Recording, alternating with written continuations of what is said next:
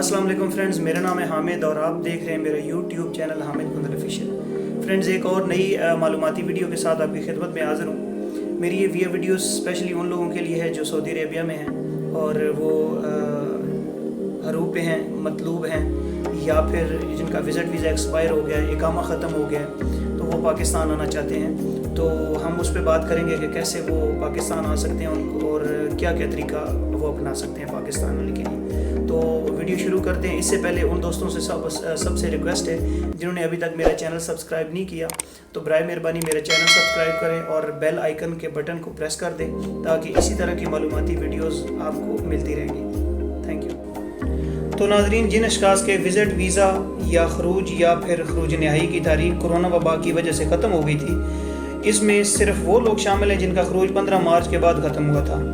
वो इस खरूज पर टिकट ख़रीद कर वापस जा सकते हैं।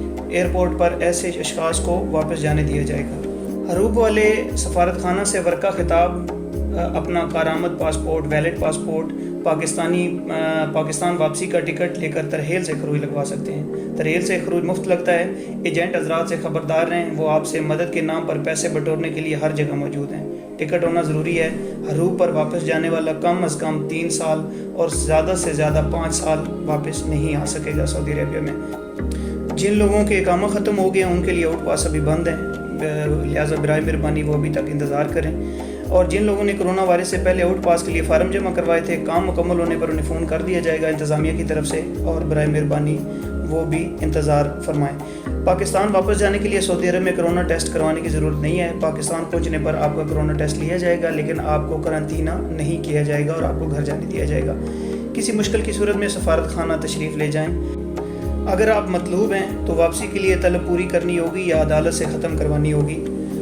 अगर किसी साहब को नहीं पता कि वो मतलूब हैं या नहीं, तो वो तनफीज़ कोर्ट का ऑनलाइन टोकन लें और कोर्ट जाकर उन्हें अपना इकामा दिखाएं। कोर्ट उनको इस वक्त प्रिंट निकाल कर दे देगा। वो मतलूब हैं या नहीं, अगर वो मतलूब हैं तो तलब की पूरी तफसील भी दे दी जाएगी। कफ़ील या कंपनी के साथ किसी भी मसला की सूरत में इस ईमेल एड्रेस पर रब्ता करें। लिंक मैं डिस्क्रिप्शन में दे दूँगा।